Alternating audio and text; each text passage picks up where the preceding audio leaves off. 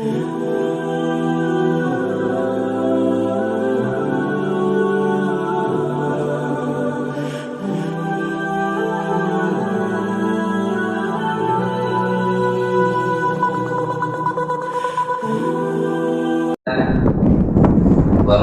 يضلله فلا هادي له وأشهد أن لا إله إلا الله وحده لا شريك له وأشهد أن محمدا عبده ورسوله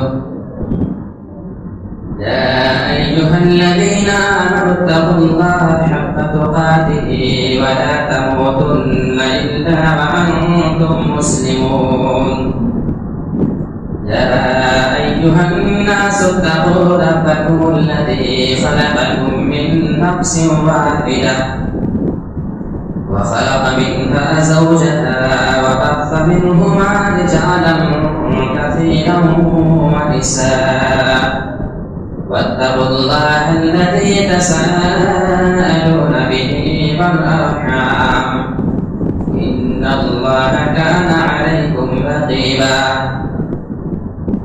يا أيها الذين آمنوا اتقوا الله وقولوا قولا سديدا يصلح لكم أعمالكم ويغفر لكم ذنوبكم ومن يطع الله ورسوله فقد فاز فوزا عظيما أما بعد فإن خير الحديث كتاب الله وخير الهدي هدي محمد صلى الله عليه وسلم وشر الأمور محدثاتها وكل محدثة بدعة وكل بدعة ضلالة وكل ضلالة في النار. أعوذ بالله من الشيطان الرجيم. بسم الله الرحمن الرحيم. وما محمد إلا رسول قد خلت من قبله الرسل أفإن مات أو قتل انقلبتم على أعقابكم ومن ينقلب على عقبيه فلن يضر الله شيئا. رب اشرح لي صدري ويسر لي أمري واحلل عقدة من لساني يفقهوا قولي رب زدني علما آمين. محترم سامعین، آج آپ کے سامنے انشاءاللہ چوتھے پارے کے منتخب آیات کی مختصر تفسیر پیش کی جائے گی. پارے کے شروع ہی میں اللہ رب العالمین نے نیکی کا ذکر کیا ہے. مسلمانوں سے اللہ رب العالمین نے فرمایا کہ تم نیکی نہیں پا سکتے ہو، نیکی تک نہیں پہنچ سکتے ہو جب تک کہ تم اپنے محبوب چیز خرچ نہ کرو. اس آیت کے اندر بہت باریک ہوتا ہے. لن تنالوا البر حتى تنفقوا مما تحبون. تم نیکی کو پہنچ ہی نہیں سکتے ہو. لن نیور، عربی میں لن یعنی انگلش میں اس کو نیور کہہ لیجیے. یہ نہیں کہا کہ نہیں پہنچ سکتے ہو، نہیں پا سکتے ہو، بلکہ ہرگز ہرگز نہیں، کسی قیمت پر نہیں، بالکل نہیں پا سکتے ہو. اس نے آگے بتایا حتی، یہاں تک کہ تم ایسا کر لو گے تب. سمجھ رہے؟ یہ عربی کا طریقہ نہیں کیا. لن تنالوا البر حتى تنفقوا مما تحبون. جب تک کہ تم اپنی محبوب ترین چیز، جو چیز تمہیں بہت پیاری ہے، عزیز ہے، محبوب ہے، اچھی لگتی ہے، اس کو جب تک اللہ کے راستے میں خرچہ نہیں کرو گے، جب تک تم نیکی کو نہیں پہنچ سکتے. یہاں تو انسان پریشان ہو جائے اس کو سن کر کے، اللہ کے راستے میں ساری محبوب چیز خرچہ کرتے تب نیکی ملے گی، اس سے پہلے نہیں. تو اس کے اندر آپ ذرا دیکھیں، کہا گیا کہ مما، یہ جو من ہے نا، یہ تبعیض کے لیے. تبعیض مطلب بعض، یعنی بعض محبوب چیز کو، ساری محبوب چیز نہیں خرچہ کرنی ہے، ورنہ انسان کو کنگال ہو جائے گا سب دے کر کے. اللہ یہ نہیں چاہتا کہ تم ساری دولت اپنی اللہ کے راستے میں دے دو، بلکہ تمہارے جو محبوب مال ہے انہی مالوں میں سے بعض محبوب چیز یعنی کچھ چیز تم اللہ کے راستے میں دے دو، تب تم جا کر کے نیکی کو پہنچ سکتے ہو۔ آئیے اس کو ذرا ہم واقع کر لیتے ہیں۔ حضرت ابو طلحہ انصاری رضی اللہ تعالیٰ عنہ مدینہ میں موجود تھے۔ جب اس آیت کو سنا تو اللہ کے نبی صلی اللہ علیہ وسلم کے پاس آ گیا۔ اللہ کے نبی میں نے سنا ہے کہ ایسی ایسی آیت نازل ہوئی، اللہ یہ فرما رہا ہے۔ بولے جی نازل ہوئی۔ تو کہنے لگے اللہ نے میرا مدینہ کے اندر ایک باغ ہے جو مجھے سب سے زیادہ پیارا ہے، اور یہ بات اللہ کے نبی کو بھی پیارا تھا۔ اللہ کے نبی اس میں جا کر کے مسجد نبوی کے بالکل قریب ہے، کوئی معمولی بات اس کو دے دینا۔ بولے کہ مجھے یہ بڑا محبوب ہے، اور نبی کو بھی محبوب تھا۔ نبی اس میں کبھی کبھی جا کر کے آرام کیا کرتے تھے، سایہ حاصل کیا کرتے تھے، اس کے کنویں کا ٹھنڈا پانی پیا کرتے تھے۔ آپ کو بھی پیارا تھا، ان کو بھی پیارا تھا۔ اللہ کے راستے میں دینا چاہتا ہوں۔ اللہ کے نبی نے فرمایا یہ تو بڑا قیمتی مال ہے بھائی، اللہ کے نبی میں دینا چاہتا ہوں۔ تب آپ نے جو جملہ ارشاد فرمایا، اس جملے میں ایک نقطہ نکلتا ہے۔ آپ نے فرمایا اگر دینا چاہتے تو جاؤ اپنے رشتے داروں میں اس کو تم صدقہ کر دو۔ اس سے پتا چلا کہ کسی کو اگر کوئی چیز بانٹی ہے تو بہت دور تک پہلے نہ جاؤ، پہلے اپنے قریبی رشتے داروں میں دیکھ لو، اگر اس میں کوئی ضرورت مند ہے تو پہلے اس کو دی جائے۔ ہمارا معاملہ کیا ہوتا ہے کہ سب سے زیادہ تکلیف ہمیں اپنے ہی رشتے دار سے ہوتی ہے، دور والے کو دے دیں گے، کیوں؟ کیونکہ اس کو دے کر کے ہماری تعریف ہوگی، دور تک چرچا ہوگا، جہاں دے دیتی کون جان پائے گا، ہے نا؟ ہوتا ہے کوئی ہم لوگ نہیں دے پاتا، رشتے دار مشہور ہوتے ہیں، ہم دینے کے لیے کہاں سے کہاں چلے جاتے ہیں۔ اللہ کے نبی نے فرمایا کہ اپنے رشتے داروں میں سے دے۔ آئیے ذرا اس آیت کو اور زیادہ فوکس کر لیتے ہیں۔ صحابہ کس طریقے سے دیا کرتے تھے؟ ایک بار اللہ کے نبی نے فرمایا کہ اللہ کے راستے میں کچھ مال اور دولت کی ضرورت ہے جنگ کی۔ حضرت عمر فاروق رضی اللہ تعالیٰ عنہ اپنے گھر جاتے ہیں۔ انہوں نے اپنے دل میں سوچا کہ حضرت ابو بکر تو نیکیوں کے معاملے میں ہر کام میں گھس جا کے نکل جایا کرتے ہیں، آج میرے پاس بہت اچھا موقع ہے کہ میں ابو بکر سے نیکی کے معاملے میں آگے نکل جاؤں۔ اپنے گھر میں جاتے اپنے مال کو پورا اکٹھا کر لیا اور مال کو اپنے 2 حصوں میں بانٹ دیا، 2 حصوں میں ڈیوائڈ کر دیا، اور آدھا اپنے گھر میں چھوڑا، آدھا اٹھا کر نبی کے پاس لے کر چلے آئے۔ نبی کے پاس آئے، نبی نے سوال کیا کہ عمر کیا لائے ہو اور اپنے گھر میں تم کیا چھوڑ کر کے آئے ہو؟ کہنے لگے اللہ کے نبی یہ جو لایا ہوں یہ گھر کا آدھا مال ہے اور آدھا اپنے گھر میں بھی بچوں کے لیے چھوڑا ہے۔ دل میں بڑا خوش تھے کہ آج تو ابو بکر سے آگے نکل جاؤں گا، سمجھ رہے ہیں؟ ادھر سے حضرت ابو بکر صدیق بھی آتے ہوئے نظر آئے، لا کر کے سارا ساز و سامان نبی کے گھروں میں ڈال دیا۔ نبی نے ان سے بھی سوال کر لیا ابو بکر کیا لے کر آئے ہو اپنے گھر میں، تم کیا چھوڑ کر کے آئے ہو؟ ان کا جواب تھا اللہ کے نبی اپنے گھر میں جا کر کے سارا کا سارا مال میں آپ کی خدمت میں لے آیا ہوں۔ نبی نے سوال کیا ابو بکر پھر تم نے گھر میں اپنے کیا چھوڑا ہے؟ کہنے لگے میں نے اپنے گھر میں اللہ کو اور اس کے رسول کو چھوڑا ہے۔ عمر نے سنا، کہنے لگے یہ ممکن ہی نہیں ہے کہ میں ابو بکر سے آگے نکل جاؤں۔ اچھا یہ ابو بکر کی بات ہو گئی، یہ عمر کی بات ہو گئی، یہ ابو طلحہ کی بات ہو گئی۔ حضرت عثمان کو آپ کیسے نہیں چھوڑ سکتے ہیں لینے دینے کی بات ہے؟ ان کا نام ہی غنی تھا، مالدار، لیکن دیا بھی بہت کرتے تھے۔ آپ دیکھیے اس آیت کو آپ سمجھیے ذرا، اس صحابہ کا جذبہ کیا ہوا کرتا تھا۔ مدینہ میں ایک بات پاکستانی بڑی زبردست پڑ گئی، سوکھا پڑ گیا، اناج پیدا ہونا بند ہو گئے، سارے لوگ پریشان ہو گئے اور ابو بکر صدیق کے پاس آئے کیونکہ وہی خلیفہ تھے، اور شکایت کیا لوگوں نے کہ بڑی مجبوری ہے، کھانے پینے کی چیز ختم ہو رہی ہے، ساری پڑی ہوئی ہے۔ اللہ پہ بھروسہ تھا ان کا، بولے گھبرانے کی ضرورت نہیں ہے، اللہ کوئی نہ کوئی انتظام ضرور کر دے گا۔ اور اللہ کا کرنا ایسا ہوا، رات کے وقت، شام کے وقت ملک شام سے ان کا تجارتی قافلہ جاتا حضرت عثمان غنی کا۔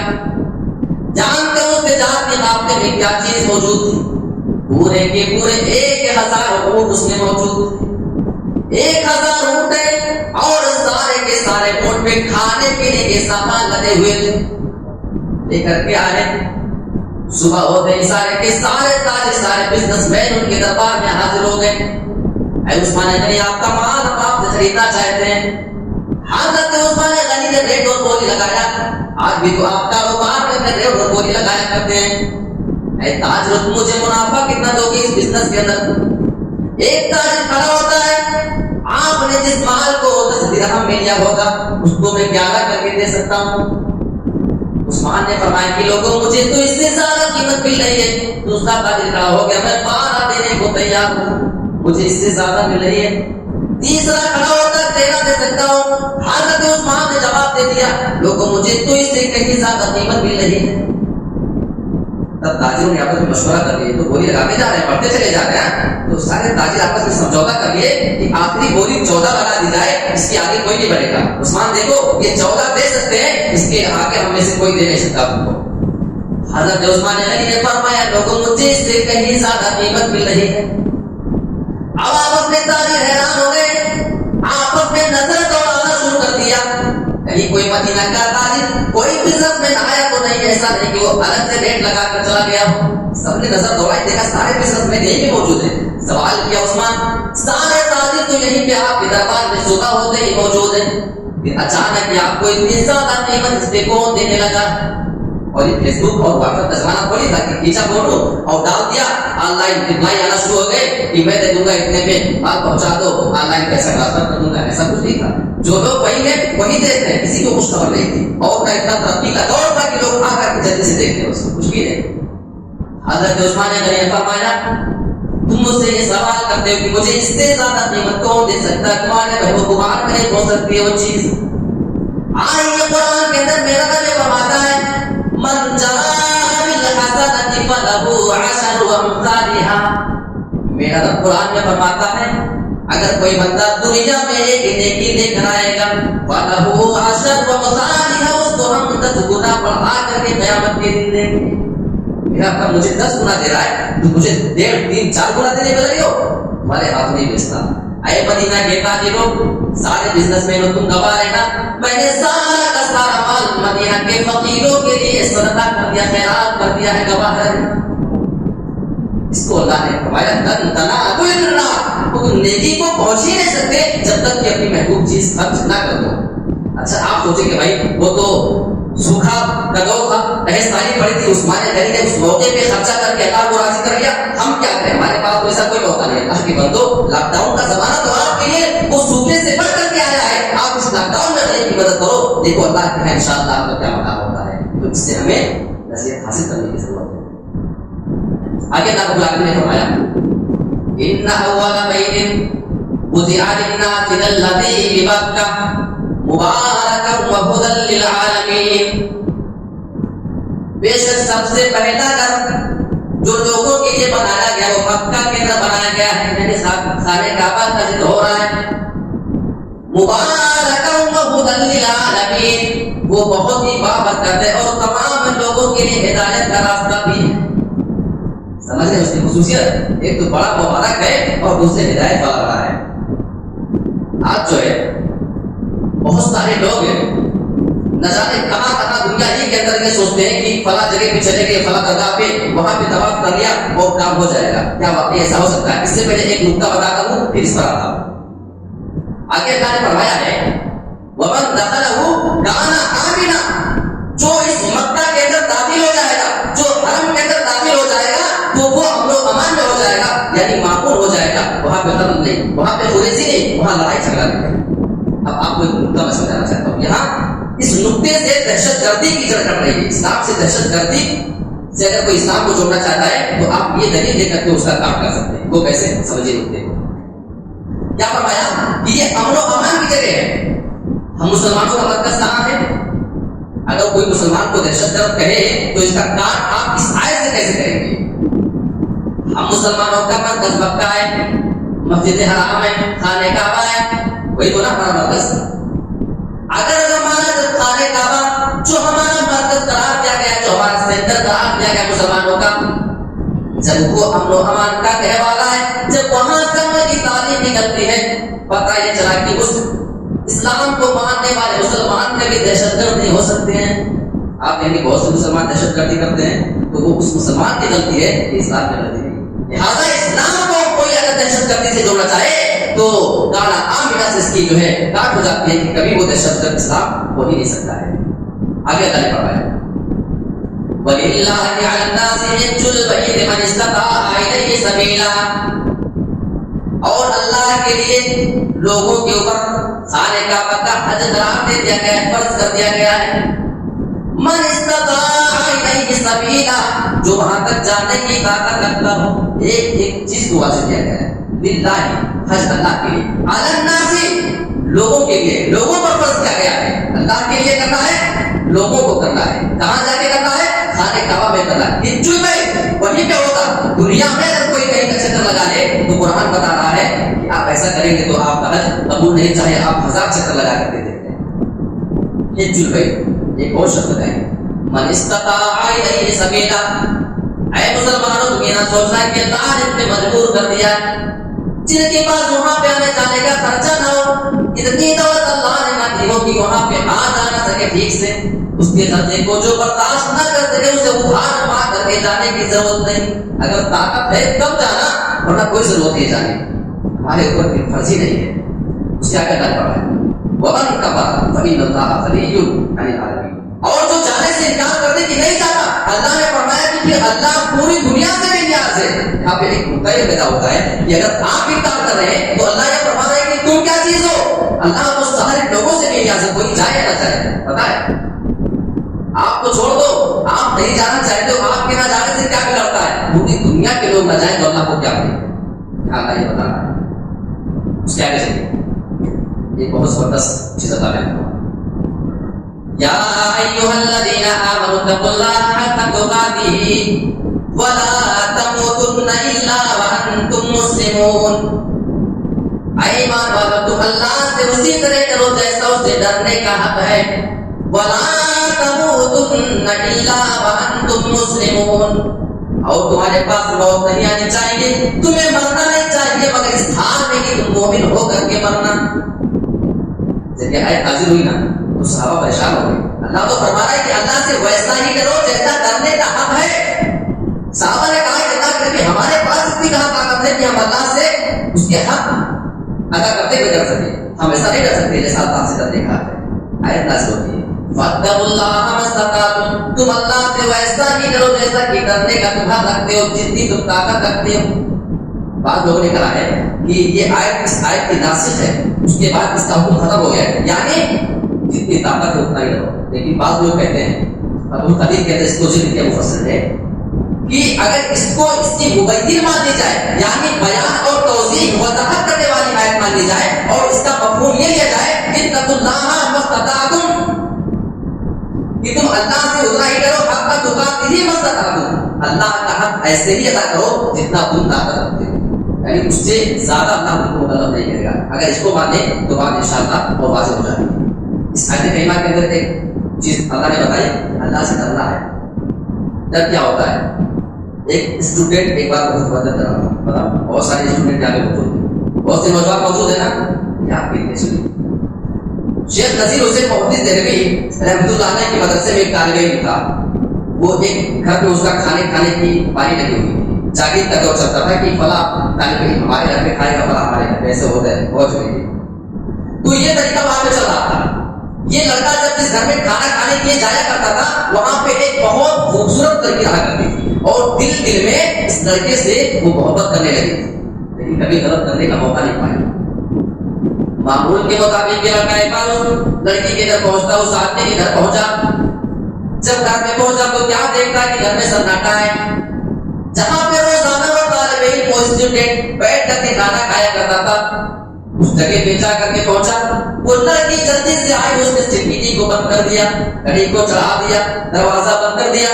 وہ لڑکا پریشان ہو جاتا ہے, میری بہن کیا بات ہے, تم دروازہ کیوں بند کر دیا ہے؟ میں تو کھانا کھانے آیا ہوں, روز آیا کرتا ہوں, کھانا تو کھا کر کے چلا جاؤں.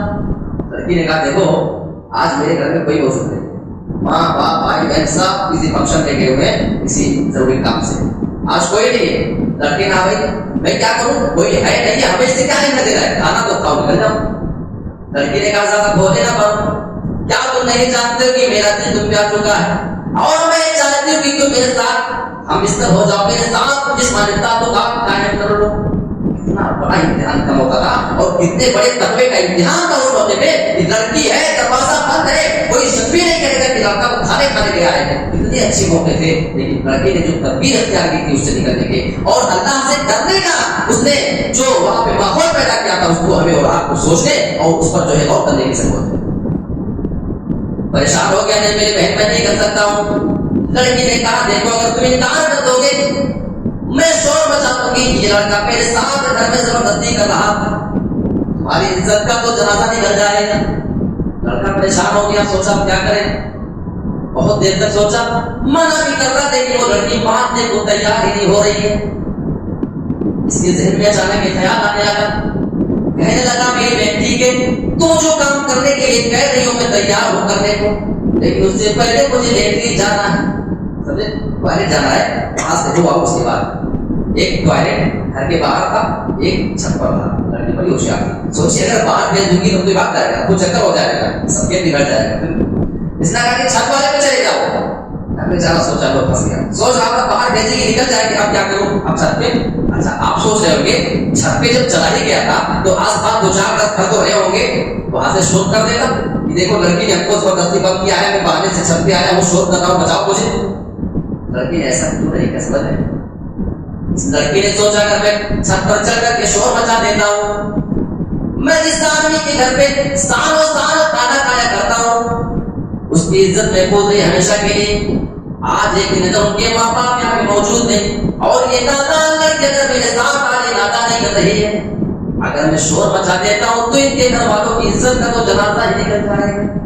یہ عزت کی ایسا کچھ نہیں کیا, جب یہ بہت آسان تھا. اس سے مشکل کام کیا جس کو سوچنے کے بعد ہماری خوبی خراب ہو جاتی ہے. یہ لڑکے نے اسٹوڈنٹ ایسا کون سا کارنامہ دے دیا. وہ لڑکا ٹوائلٹ میں گیا, وہاں سے تھوڑی بہت گندگی کو لیا, تھوڑی سی گندگی کو لیا اپنے جسم کے اوپر, کومل دیتا ہے کپڑے کے اوپر, وہاں سے گندگی لگا کر کے نیچے آتا ہے. لڑکی پیچھے منہ کر کے کھڑی ہے بیٹھی تھی. آیا میری بہن آ گیا ہوں. اب وہ لڑکی بڑی خوشی کے پیچھے پڑتی کہ چلو اب تو اس کام کے لیے میں نے اس کو بند کیا ہے, اب تو پورا موقع ہے. اب وہ لڑکی دھیرے دھیرے اس لڑکے کے پاس آنا چاہتے ہیں. جیسے اس لڑکے کے پاس آتی ہے اس کی ناکوں میں اس لیٹرین کی بدبو جانے لگی, اور پاس آئی تو دیکھا کہ اس کے جسم پہ تو گندگی لگی ہوئی ہے. اور آگ ببولا ہو گئی اور ڈانٹنے لگی, کب یہ کیا کر لیا تم نے. اس نے کہا میری بہن بس ایسے سمجھو. اچھا دیکھیے, اگر اسے محبت ہوتی تو گندگی سے کیا مطلب تھا. اس سے پتا چلا اگر کوئی غلط کام کرنا چاہتا ہے تو یہ اس کی شہوت ہے, ہوس ہے, یہ محبت ہو ہی نہیں سکتی.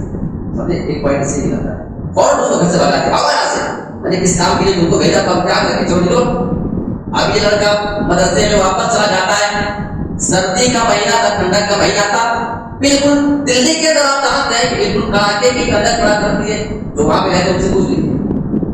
یہ طالب علم وہاں جاتا ہے, غسل خانے کے اندر جاتا ہے, اپنے کپڑے نکال کر کے وہاں پہ دھلتا ہے اور اسی ٹھنڈے پانی سے نہا لیتا ہے, اور نہانے کے بعد وہی بھیگے ہوئے کپڑے پہن کر کے باہر نکل آیا.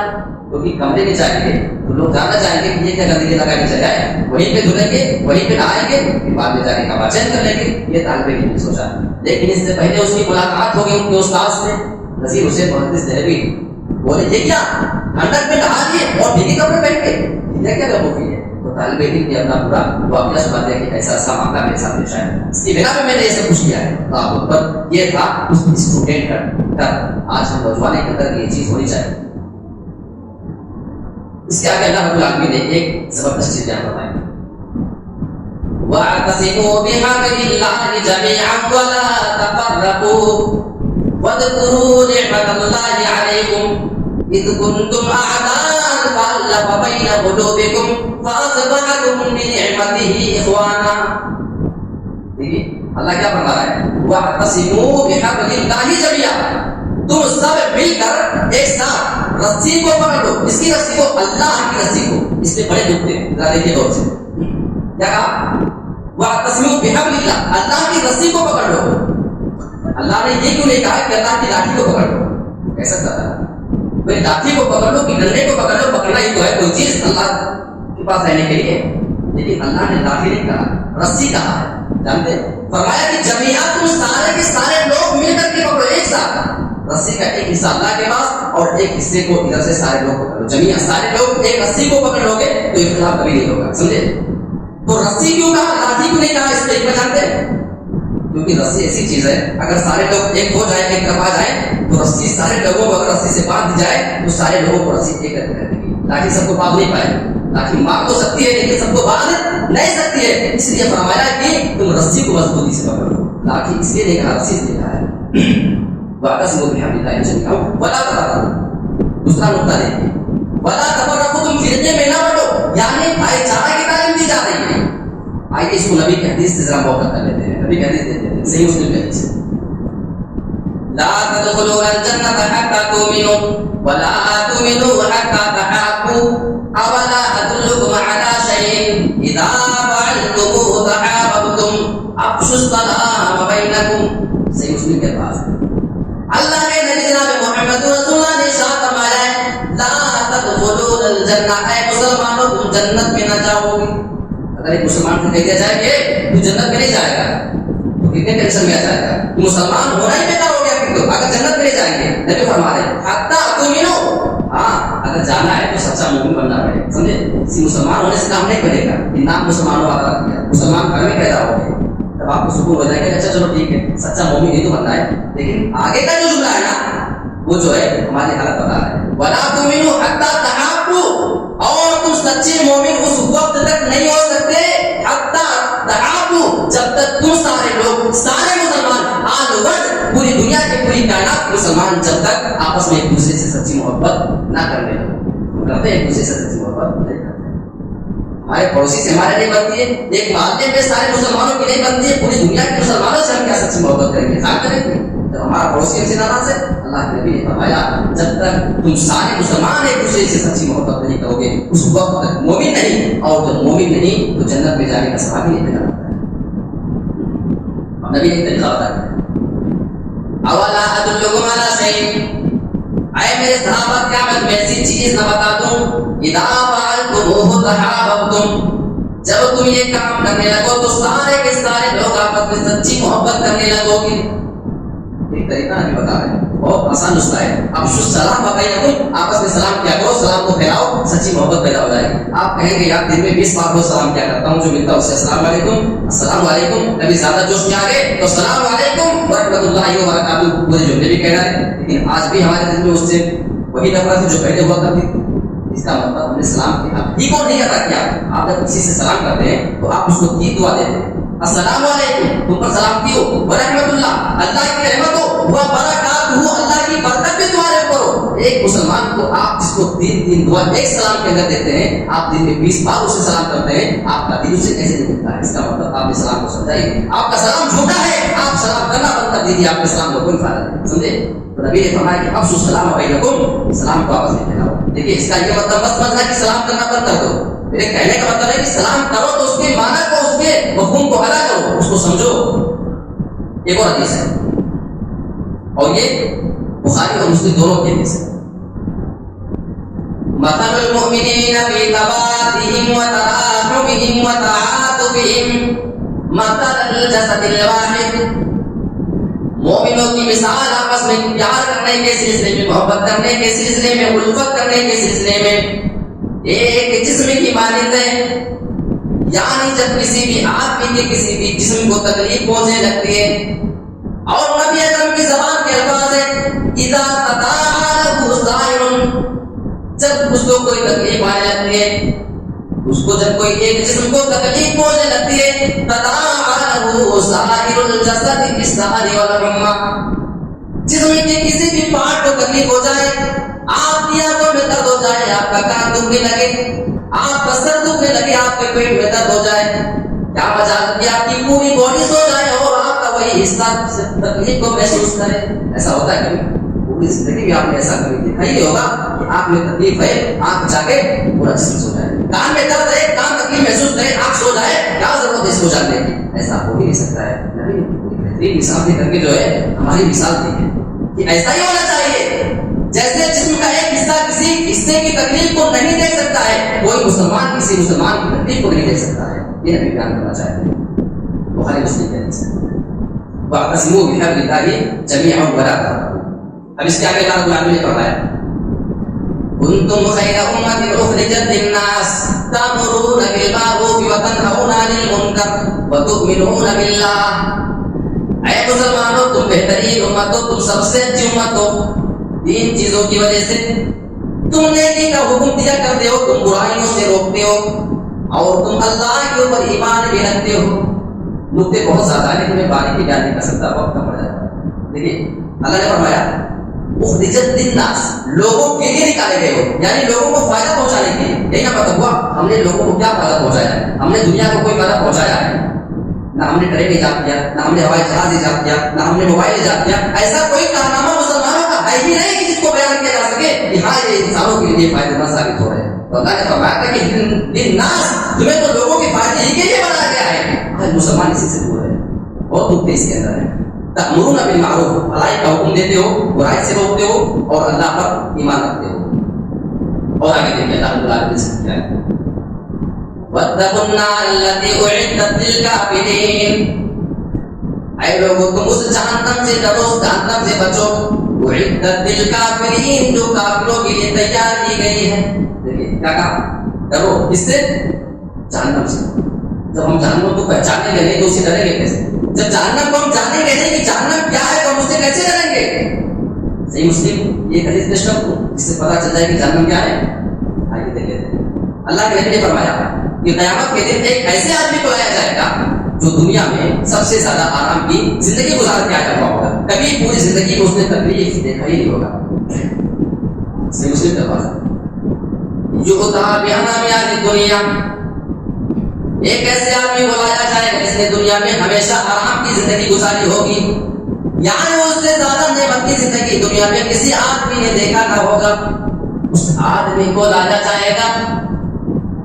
یہ آدمی جہنم میں جانے والا ہے کیونکہ یہ دنیا میں اللہ کی نافرمانی کیا کرتا تھا. لیکن ابھی جہنم میں جانا تو ہے، وہ بعد میں جانا ہے، لیکن ابھی صرف اس کو جہنم کی جھلک دکھائی جائے گی. جہنم میں ڈال کر کے فوراً نکالا جائے گا. حدیث کے الفاظ ہیں فَيُسْقَطُ فِي النَّارِ سَبْغَةً، اس آدمی کو جہنم میں ڈبکی دی جائے گی. جہنم میں جو غوطہ اس کو دیا جائے گا، فوراً اس کو نکالا جائے گا. فَيُقَالُ لَهُ، اس کا رب اسے سوال کر لے گا، پوچھے گا هَلْ رَأَيْتَ خَيْرًا قَطُّ، اے میرے بندے کیا دنیا میں تو نے کبھی کوئی آرام کی چیز دیکھی دیا نہیں؟ تو کے پاس کبھی پوری زندگی میں، ہمیشہ نہیں، کبھی ایک سیکنڈ کے لیے بھی تو نے کوئی آرام دیکھا ہے دنیا میں؟ انداز دیکھ رہے ہیں پوچھنے کا. جبکہ بأنعام دنیا، دنیا میں ہمیشہ نعمت کی زندگی گزارا ہے، اس سے زیادہ نعمت کسی نے دیکھا نہیں. اللہ پوچھ رہا ہے کبھی تو نے دیکھا ہے؟ انداز دیکھ رہے ہیں نا. فَيَقُولُ لَا وَاللَّهِ يَا رَبِّي، وہ بندہ جواب دے دے گا میرے پروردگار تیری قسم کھا کر کے کہتا ہوں، ایسے نہیں کہہ رہا ہوں، تیری قسم کھا کر کے کہتا ہوں. فَيَقُولُ لَا وَاللَّهِ يَا رَبِّي، اے میرے رب میں نے اپنی پوری زندگی میں کبھی کوئی آرام کی چیز نہیں دیکھی ہے. پوری زندگی آرام، ارے ایک سیکنڈ کے لیے بھی نہیں کیا تھا، ابھی ایسے ڈالا فوراً نکال دیا، صرف تیرت دکھایا گیا ہے. اس کا حال ہے اب تو آدمی ہمیشہ کے لیے جہنم میں جائے گا. پھر اس آدمی کا حال کیا ہوگا؟ لہٰذا اللہ نے فرمایا کہ تم اپنے آپ کو جہنم سے بچاؤ، کیونکہ جہنم وہ چیز ہے کہ وہ تمہارے برداشت کے بس کی بات نہیں ہے. آگے چلیے. وَسَارِعُوا إِلَىٰ مَغْفِرَةٍ مِّن رَّبِّكُمْ وَجَنَّةٍ عَرْضُهَا السَّمَاوَاتُ وَالْأَرْضُ اُعِدَّتْ لِلْمُتَّقِينَ. یہاں جہنم کا ذکر ہے، آگے اللہ کی مغفرت اور جنت کا ذکر ہے. یہ قرآن کی سیٹنگ ہے، سمجھے؟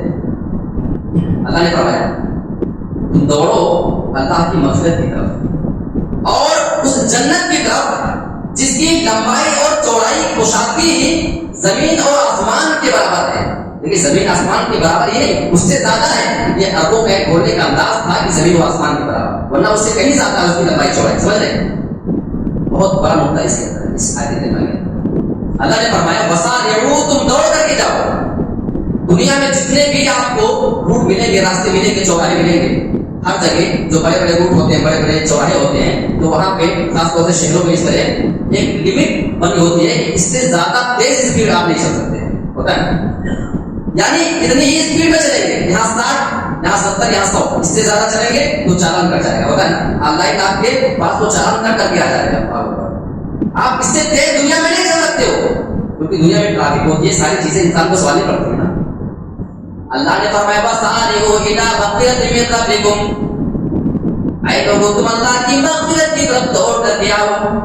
جہاں پہ اللہ رب العالمین نے کوئی سیما نہیں بتائی کہ کتنی اسپیڈ میں تم کو دوڑ کر کے آنا ہے، جتنی تیزی کے ساتھ دوڑ کے آ سکتے ہو چلے آؤ، کیونکہ اللہ کی مغفرت کی طرف تم کو آنا ہے. یہاں پہ کوئی باؤنڈری نہیں کہ کتنی اسپیڈ میں تم کو آنا ہے، بالکل جتنی تیزی کے ساتھ آ سکتے ہو چلے آؤ. مغفرت اور جنت مغفرت کے اوپر ایک ترمذی کی حدیث علامہ البانی رحمۃ اللہ علیہ نے اس کو صحیح قرار دیا ہے. بھائی جب آپ مغفرت کو نہیں پہچانیں گے اللہ ہم تیری کون سی مغفرت کی طرف جائیں گے؟ اگر ہم تیرے پاس آئے تو ہمارے کون سے گناہ کو اور کتنی حد تک ہمارے گناہوں کو معاف کر سکتا ہے؟ یہ ایک سوال آپ کے ذہن میں پیدا ہو سکتا ہے. وہ حدیث دیکھیں, اللہ فرما ہے, حدیث قدسی ہے, اے بنی آدم اگر تو مجھے ہی اپنے تمام اپنے معبود مانتا ہے, میرے ساتھ تو کسی کو بھی شریک اور ساتھی نہیں بنایا کرتا ہے, تو تجھ سے جو بھی غلطی ہو جائے گی تو میرے پاس آئے گا, میں تیرے سارے کے سارے گناہوں کو معاف کر دوں گا, شرط ہے کہ تم مجھ سے معافی مانگے گا. آگے کے الفاظ ہے, اے میرے بندے اگر تیرے گناہ زمین اور آسمان کے برابر پہنچ جائے, تو نے دنیا میں اتنا زیادہ گناہ کر لیا ہے, زمین سے لے کر کے آسمان کا پورا فاصلہ بھر جائے, اتنا لمبا چوڑا ہے, سمجھ آ رہا ہے؟ فلائٹ سے آپ سفر کریں تو دیکھیں کہ زمین کہاں ہے, بعض دیکھنے لگتے ہیں زمین دکھتی نہیں کہ کہاں چلی گئی ہے, آسمان سے زمین تک کا فاصلہ کروڑوں میل کی دوری پہ. اللہ نے فرمایا زمین اور آسمان کے برابر اگر تم گناہ کر کے میرے پاس آؤ گے, معافی مانگ لو گے, بس میرے ساتھ شرک مت کرنا, آؤ گے میں تمہارے سارے گناہوں کو معاف کر دوں گا, میں تو بولوں گا بھی نہیں کہ تم نے گناہ کیوں کیا. اللہ نے فرمایا میں کوئی شکوہ بھی نہیں کروں گا. آگے اللہ نے فرمایا, اے میرے بندے اگر تیرے گناہ پوری زمین کے برابر ہو چکے ہیں, یہ اتنی لمبی چوڑی زمین ہے, خشکی بھی ہے سمندر بھی ہے, بیابان بھی, جنگل بھی, پوری زمین کے برابر تو گناہ لے کر آئے گا, اور تو اگر مجھ سے معافی مانگ لیتا ہے میں تیرے سارے کے سارے گناہوں کو معاف کرنے کے لیے تیار ہوں. یہ ہے اللہ کی بات. اللہ نے فرمایا وسارعوا الی مغفرۃ من ربکم, آؤ دوڑ کر کے آؤ اپنے رب کی مغفرت اور اس کی بخشش کو پانے کے لیے, لہٰذا ہمیں اس کی طرف دوڑ کر کے جانے کی ضرورت ہے. وجنت, اور جنت کی طرف آؤ دوڑ کر کے. جنت کیا چیز ہے جانتے ہیں؟ بہت تشریح تو نہیں کر سکتا ہوں, ایک دو حدیث کے بارے میں دیکھ لیجیے آپ. کون سی جنت بھائی؟ صحیح مسلم کے پاس ہے بھائی. جب ہم جنت کے بارے میں جان لیں گے تبھی ہمارے دل میں تمنا ہوگی. کوئی ہم کو کہے کہ آ جاؤ یہاں پہ آپ کا بڑا فائدہ ہونے والا ہے, آپ کو یہ چیز ملے گی, آپ کو اتنا یقین نہیں ہوتا ہے. جب آپ کو اس کی ڈیٹیل بتا دی جائے نا تب آپ کے دل میں جذبہ ہوتا ہے کہ ہم جائیں گے اس کو حاصل کر لیں گے. سمجھے ہوتا ہے ایسا؟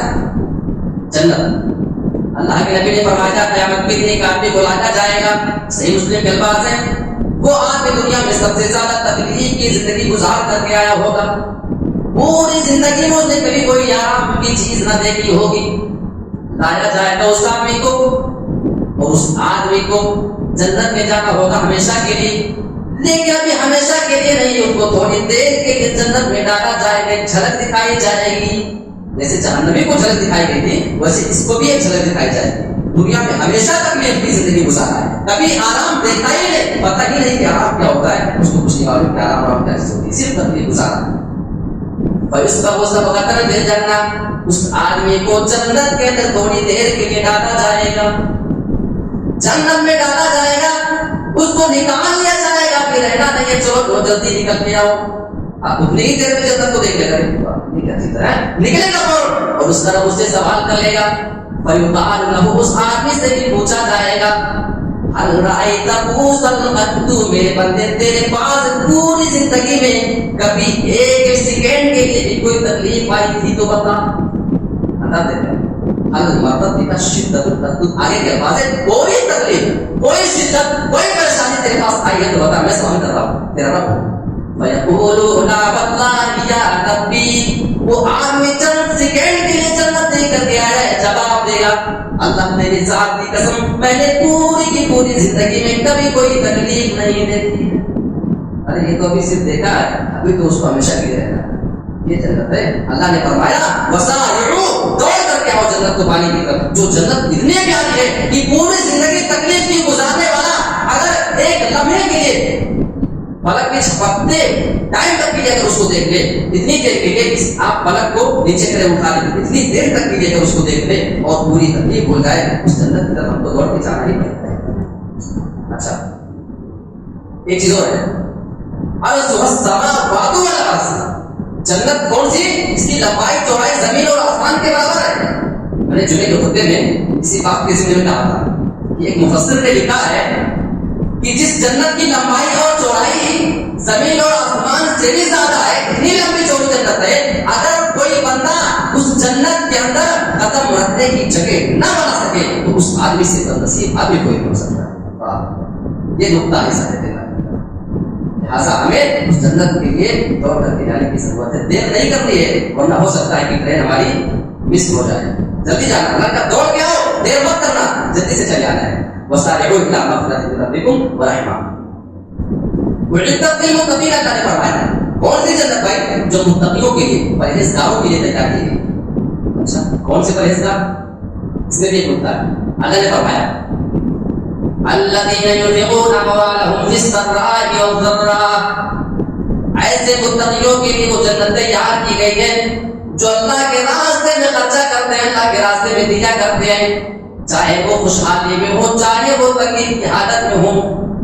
دو چیز, خوشحالی ہو کہ تنگی ہو, اللہ کے راستے میں دینا ہے تو دینے کا جذبہ ہے.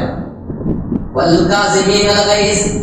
جب انہیں کسی بات پہ غصہ آئے تو اپنے غصے کو پی جائیں, اپنے غصے کو برداشت کریں. والعافین عن الناس. اور جب کسی آدمی کی کوئی غلطی ان کے سامنے ہو جائے تو اس کو وہ معاف کر دیا کرے. معاف کرنا بھی معمولی بات ہے. اللہ نے فرمایا کہ معاف کرو گے تو تمہارے لیے جنت ہے. ایسا ہمیں لوگوں کو معاف کرنا پڑے گا, ہمیں غصے کو پینا پڑے گا. کیوں؟ کیونکہ اس کے بدلے ہمیں جنت ملنے والی ہے. سمجھے, یہ اس کا مطلب ہوا. اور اللہ رب العالمین نے بہت سی چیزیں ہمیں چھوڑنی پڑ رہی. اور آگے چلیے, ایک بہت زبردست مدعا ہے. فَبِمَا رَحْمَةٍ مِّنَ اللَّهِ لِنتَ لَهُمْ وَلَوْ كُنْتَ فَظًّا غَلِيظَ الْقَلْبِ لَانفَضُّوا مِنْ حَوْلِكَ. اے میرے نبی, آپ اپنے رب کی رحمت کی وجہ سے ان کے ساتھ نرمی کرتے ہیں. یعنی جو آپ کے ارد گرد بیٹھے ہیں نا, کہ آپ کے ساتھ رہنے والے آپ کی ماہیت کو, آپ اسے جو نرمی دکھا رہے ہیں اس کا کارن جانتے ہیں, اس کا ریزن جانتے ہیں کیا ہے؟ کیونکہ آپ کو اللہ کی رحمت ملی ہے, اس وجہ سے آپ کر رہے ہیں, ورنہ آپ رحمت بھی نہیں کرتے. اللہ کی رحمت ایک بہت زبردست. سنیے ذرا, اللہ نے فرمایا رحمت کو نکرا استعمال کیا ہے. اگر ہر رحمت کر دیا جائے, نام ملا جائے تو یہ ماپا ہو جائے گا. اور جب نکرا کوئی چیز استعمال کی جائے صرف رحمت, اس کا مطلب بہت تھوڑی سی رحمت ہے. تقلیل کے لیے بہت کم رہے گا, زیادہ نہیں, بہت تھوڑی سی. اللہ نے فرمایا اے میرے نبی, آپ کو میری تمام رحمتوں میں سے رحمت کا صرف ایک قطرہ ملا ہے, اس بنا پہ آپ رحمت للعالمین ہو گئے. تو ذرا میری رحمت کے بارے میں سوچو کہ ہماری رحمت کا عالم کیا ہوگا. ایک قطرہ پا کر کے آپ رحمت للعالمین ہو گئے ہیں, تو ذرا میری رحمت کو سوچو کہ میری رحمت کا کیا عالم ہوگا. جب آپ لوگوں کے ساتھ نرمی کرتے ہیں میرے ایک قطرے کو پا کر کے رحمت کی, تو پھر میں اپنے بندوں کے ساتھ رحمت کر سکتا ہوں, اتنا جو ہے رحمت ان کے اوپر برسا سکتا ہوں. یہ نقطہ اس کے اندر فَبِمَا رحمت آپ لوگوں کے لیے نرم ہے. اور دوسرے اس کے جو آگے کے پوائنٹ ہے, وَلَوْ كُنْتَ فَظًّا غَلِيظَ الْقَلْبِ. اگر آپ بدزبان ہوتے, اگر آپ دل کے سخت ہوتے, اسی طریقے سے اگر آپ یہ ساری چیز آپ کے اندر پائی جاتی, لَانفَضُّوا مِنْ حَوْلِكَ. تو آپ کے پاس یہ سارے لوگ جو بیٹھے نظر آ رہے ہیں نا, یہ آپ کا چہرہ دیکھ کر کے نہیں بیٹھے ہیں, آپ ان کے ساتھ اچھے سے پیش آتے ہیں, آپ کی بات اچھی ہے اس لیے بیٹھے ہیں. نبی کے بارے میں کہا جا رہا ہے اگر ہماری زبان اچھی نہ ہو, ہمارا دل اچھا نہ ہو, تو پھر دوسرے لوگ ہمارے پاس کہاں سے آئیں گے جب نبی کے پاس کوئی نہیں جائے گا. یہ ساری چیزیں سمجھے. لہٰذا بتایا گیا کہ اگر آپ کو اسلام پھیلانا ہے تو آپ کی زبان صحیح ہونی چاہیے, آپ کا دل صحیح ہونا چاہیے. اس کے اندر جو ذمہ دار ہو, کوئی لیڈر ہو, تو اس کے اندر 5 کوالٹی ہونی چاہیے. وہ چیز بتائی گئی ہے کہ اچھا لیڈر کب ہو سکتا ہے. 5 چیز پائی جانی چاہیے اس کے اندر. اس کی زبان اچھی ہو, اس کا دل کینہ سے, بغض و حسد سے پاک ہو, دل کا اچھا ہو. فَاعْفُوا عَنْهُمْ. اللہ نے فرمایا ان کو معاف کرنے والا, ان کی ماتحت سے, ان کے لوگوں سے اگر کوئی غلطی ہو جائے تو اس کو معاف کر دیا کرے, نظر انداز کر دیا کرے, اور اللہ رب العالمین سے ان کے لیے جو ہے دعا کر دیا کرے. اسی طریقے سے وَشَاوِرْهُمْ فِي الْأَمْرِ. کوئی معاملہ پیش آئے تو ان سے مشورہ کر لیا کرے, اپنی طرف سے نہیں کہ میں تو بہت بڑا درد تھا ہوں, تم سے مشورہ کرنے کی کیا ضرورت ہے, تم کون ہوتے ہو. نہیں, نبی صلی اللہ نے فرمایا کہ مشورہ کرو اپنے لوگوں سے. تو ہماری کیا حیثیت ہے کہ کوئی کام اپنی منمانی کرے بنا مشورے کے, اگر کوئی ذمہ داری ہم کو دی گئی ہے. سمجھے, یہ فرمایا اللہ نے, یہ 4 چیز. اور اسی طریقے سے فَإِذَا عَزَمْتَ فَتَوَكَّلْ عَلَى اللَّهِ. کسی کام کے کرنے کا اگر آپ ارادہ ٹھان لیں ایک بار, تو اس کام کو کر گزریے, اس کے پیچھے نہ ہٹیے. یہ 5 چیز بتائی گئی کسی لیڈر کے بارے میں. اگر یہ 5 چیز اس کے اندر پائی جائے, زبان اچھی, دل اچھا, لوگوں کو معاف کر دینا, ٹھیک ہے, اسی طریقے سے ان سے مشورہ کرنا, اور 5ویں چیز کوئی چیز ٹھان لو تو اس کو کر گزرو. یہ 5 چیز اگر کسی لیڈر میں پائی جائے, کسی قائد کے اندر پائی جائے تو وہ اچھا لیڈر ہے, ورنہ وہ بدترین لیڈر کہا جائے. یہ 5 چیزیں بتائیں گی. اس کے آگے اللہ رب العالمین نے فرمایا لقد من الله على المؤمنين إذ بعث فيهم رسولا من أنفسهم يتلو عليهم آياته ويزكيهم ويعلمهم الكتاب والحكمة. اللہ رب العالمین کا یہ بہت بڑا احسان ہے کہ اس نے مسلمانوں کے اندر انہیں میں سے رسول بھیجا. اللہ رب العالمین نے آگ دیا, کبھی یہ نہیں بتایا کہ مسلمانوں نے تمہارے اوپر کوئی احسان کیا ہے. کان دے کر کے کوئی احسان نہیں کیا ہے, ہاتھ اور پیر کپڑے دیے ہیں, لیکن کوئی احسان نہیں جتایا اللہ نے. لیکن اللہ نے جو اپنے نبی کو لوگوں کے درمیان ان کو ہدایت کے لیے بھیجا ہے, تو اللہ نے فرمایا میرے بندو اس نعمت کو تم معمولی نہ سمجھنا, یہ تمہارے لیے بہت بڑا انعام, میرے لیے بہت بڑا احسان تم پہ کر رہا ہوں. یہ اللہ کا احسان. اور ان کا کام کیا تھا؟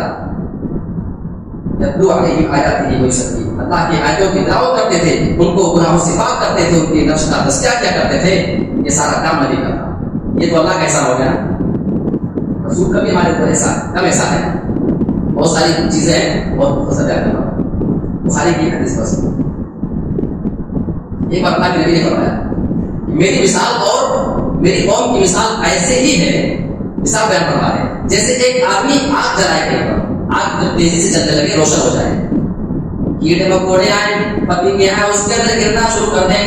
آگ کو دیکھ کر کے, بھائی کیڑے مکوڑے آگ کو دیکھ کر کے آتے ہیں, لائٹ چل رہی ہو تو اس کے پاس آتے ہیں. اس لائٹ میں تو جلتے نہیں, مرتے نہیں, لیکن آگ میں گر کر کے بیچارے جل مر جائیں, ان کو نہیں پتا ہوتا ہے.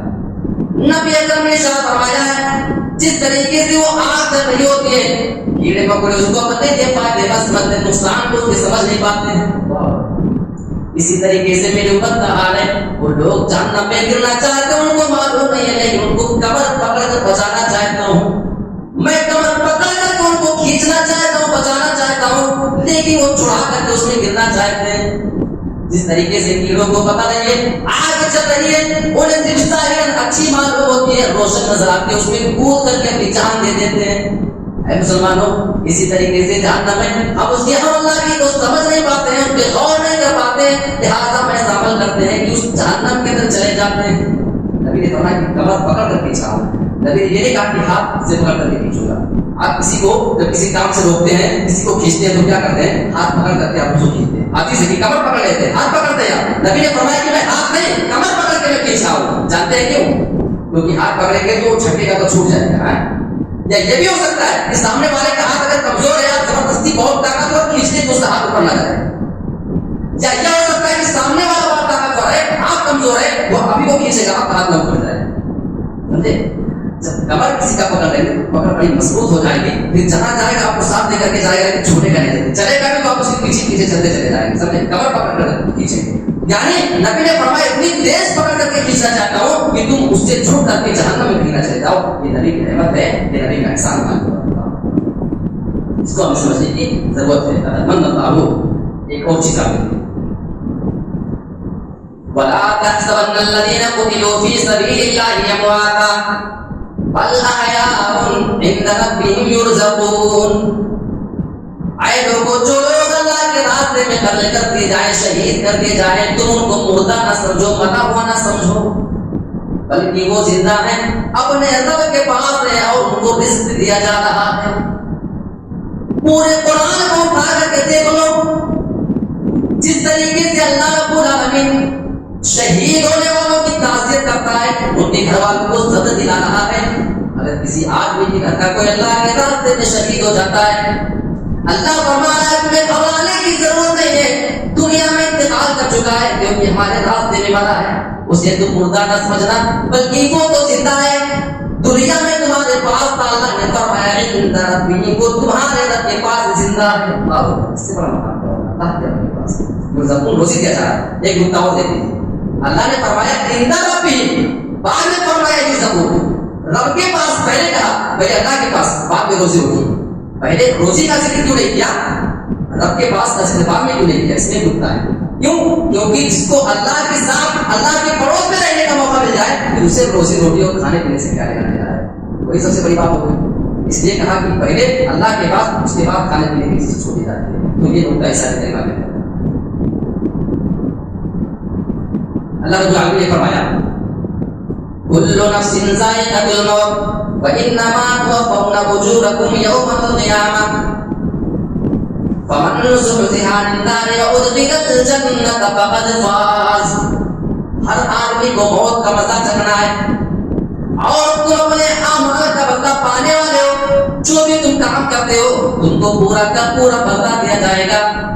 آگے اللہ نے فرمایا اے لوگوں تو اپنی نظر میں کسی بھی چیز کو کامیابی سمجھ سکتے ہو لیکن حقیقت یہ ہے فمن زحزح عن النار وادخل الجنہ. جو آدمی جہنم سے بچا لیا جائے اور اس آدمی کو جنت دے دی جائے فقد فاز. اس آدمی کے کامیاب ہونے میں کوئی شک ہی نہیں کر سکتا ہے. وہ یقیناً کامیاب ہو چکا. کامیاب دیکھنا چاہتے ہو تو جو لوگ جہنم سے بچ جائیں اور جنت میں چلے جائیں وہ لوگ کامیاب ہیں. اس کے بعد سورہ نساء کا ذکر ہے. سورہ نساء کا بہت مختصر کیونکہ وقت بالکل ہو گیا. سورہ نساء کا ذکر کیا گیا اللہ العالمین نے قرآن میں کیا ہے. کہیں بھی پورے قرآن کو آپ اٹھا کر دیکھ لو سورہ رجال یا رجل اس طرح کی کوئی صورت نہیں ملتی ہے. سورہ نساء کا ذکر کر کے اللہ نے عورتوں کا مقام بڑھا دیا ہے. بعض لوگ کہتے ہیں کہ اسلام نے عورت کو مقام نہیں دیا. اس سے بڑا مقام کیا ہوگا کہ عورتوں کے نام کی صورت ہی اللہ نے پوری کی پوری نازل کر دی اور ان کے پورے احکام و مسائل اس میں بیان کر دیے. ان کو میراث میں حصہ دیا کرو. بعض لوگ کہتے ہیں کہ میراث میں حصہ تو اللہ نے ذکر کر دیا ہے لیکن ان کو آدھا دیا جاتا ہے. یہ کون سا حصہ؟ مرد کو اگر 1 لاکھ ملا تو لڑکی کو عورت کو 50,000 ملا. یہ تو ناانصافی ہو گئی ہوئی نا. بعض لوگ کہتے ہیں تو اللہ نے اسلام نے کیا کہا کہ خرچہ مرد کو کرنا ہے. عورت کے پاس جو کچھ سے بچا کر کے رکھو. ان کو کچھ خرچہ کرنے کی ضرورت ہے. جو کچھ کرنا ہے مرد کرے. ابھی بتائیے کہ اس کا بچے گا پایا تو 1 لاکھ لیکن اس کا جلدی خرچہ ہو جائے گا. یہ پائے 50,000 لیکن اس کا سب کچھ سے بچا رہے گا. اور ایک چیز اور ہے ایک عورت اپنے مائکے سے بھی پاتی ہے اپنے سسرال سے بھی پاتی ہے. تو یہ کئی طریقوں سے پاتی ہے. کبھی بیٹی ہو کر کے کبھی ماں ہو کر کے کبھی دادی ہو کر کے کبھی نانی ہو کر کے. یہ تمام چیزوں کو ملا کر وہ پاتی ہے. لہٰذا اس کے ساتھ ناانصافی نہیں کی گئی. بہت ساری باتیں ہیں کیونکہ اس کے بعد انشاءاللہ کل آپ کے سامنے کچھ باتیں رکھی جائیں گی. یہ چوتھے پارے کی مختصر تفسیر کے خلاصے کو آپ کے سامنے پیش کیا گیا ہے. اللہ رب العالمین سے دعا ہے کہ پروردگار ہمیں سنجیدگی کے ساتھ ان ساری آیتوں کے اوپر تدبر کرنے کی توفیق عطا فرما اور اس پر عمل پیرا ہونے کی توفیق عطا فرما. آمین. وآخر دعوانا الحمد للہ رب العالمین. والسلام علیکم ورحمۃ اللہ وبرکاتہ.